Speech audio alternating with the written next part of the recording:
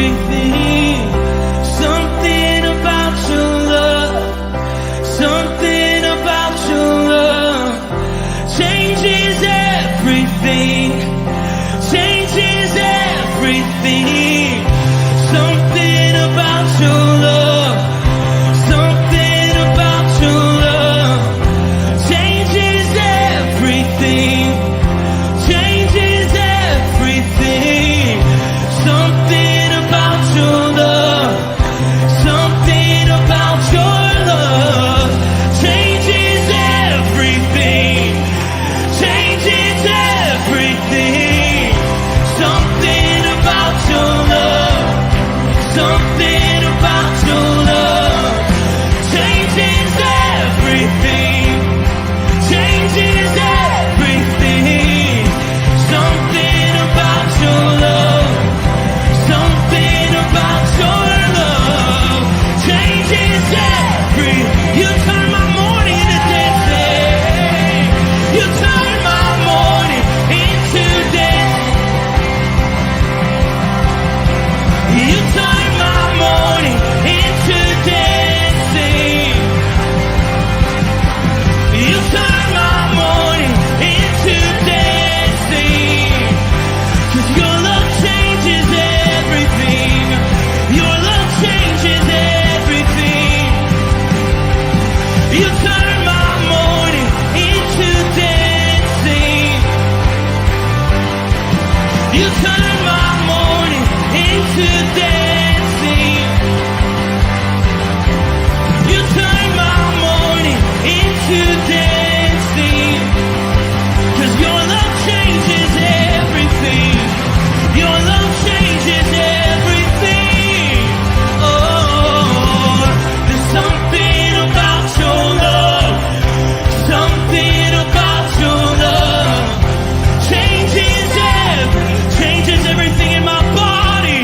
Oh, something about your love, something about your love changes everything. It changes everything. Something about your love, something about your love changes everything. It changes everything.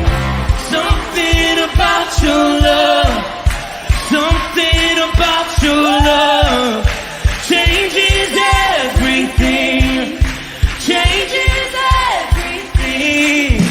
Something about your love, something about your love changes everything. Something about your love, something about your love changes everything, changes everything. Something about your love, something about your love changes everything, changes everything. Something about your love, something about your love changes everything. You turn my morning into dancing. You turn my morning into dancing. You turn my morning into dancing.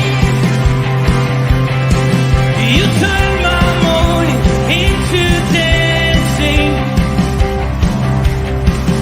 You turn my morning into dancing. Something about your love, something about your love changes everything.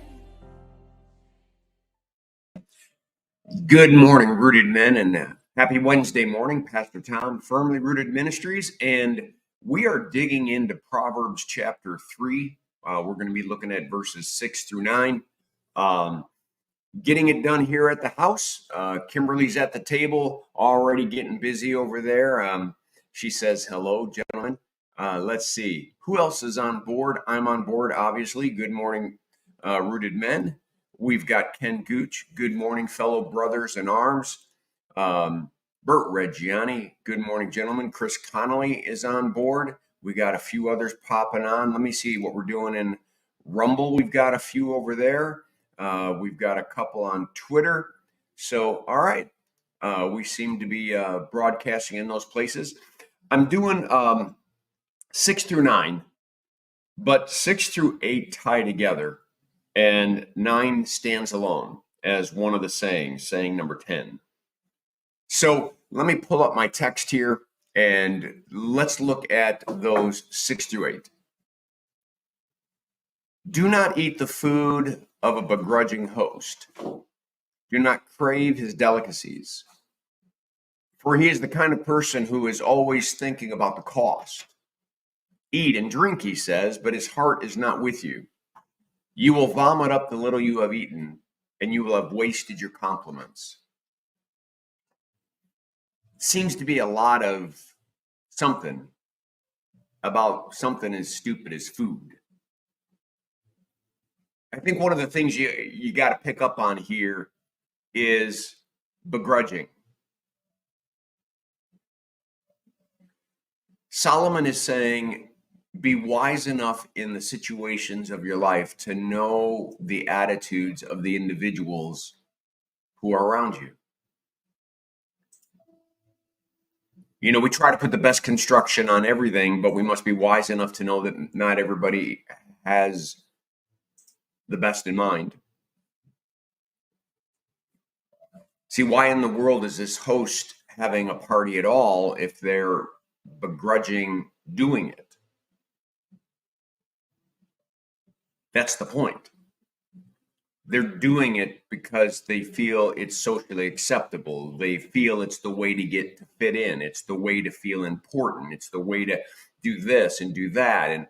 And so they act like they're open-handed, and they act like, you know, eat and drink and be merry, enjoy anything that I have for you, and then simply begrudge not just the money lost, but the time lost. And it was all, I mean, they just didn't want to do it. They're lying to themselves. They're living a lie. And hence, you're going to vomit up. You're going to realize ultimately that you were there to enjoy yourself and thought that this person was a gracious host and that they were doing all of this because they loved you and appreciated you and others, when in fact, none of it was true. It was all one big act. You see, it doesn't have to be about food. It could be a false friendship. It could be acting like you come alongside and see something the way somebody else does, but really don't. I think this is why Jesus says in the Sermon on the Mount, let your yes be yes and your no be no. Just be honest. Now do it in love and respect. I mean, truth doesn't need to come across harsh, but it needs to come across, and we need to be truthful. And matter of fact, this person may not have even known they were begrudging at the beginning, but because they move so fast, they never even think about their own motives, but ultimately they realize it. I think Solomon's getting to the point that we have to be honest with ourselves, and we have to be honest and wise when being around others. We need discernment. What's really real right now in the conversation? What's really real? What's really at stake? Do you really mean what you're saying? Boy, if we would just speak the truth in love, we'd never have to ask all those questions. Nor would we have to hide behind the lie and become a begrudging host. I hope that makes a little sense. Verse 9. Do not speak to fools, for they will scorn your prudent words. It's kind of like Jesus saying, don't cast pearls before swine. It's like Jesus saying, go into a town, but if they don't accept you, don't keep beat down the doors. Shake the dust off your feet and go to the next town. Doesn't mean you're condemning them. It's just that they're not ready for you. We should be ready at all times to make a defense, to give an answer for the hope that we have. But ultimately, if we realize that we are face to face with an obstinate, stubborn, not willing to listen and not willing to properly talk, stop the conversation. Don't get into an argument. Don't get into a fight. Just withdraw. In that sense, the person who's blind, dead, and an enemy of God isn't ready to see.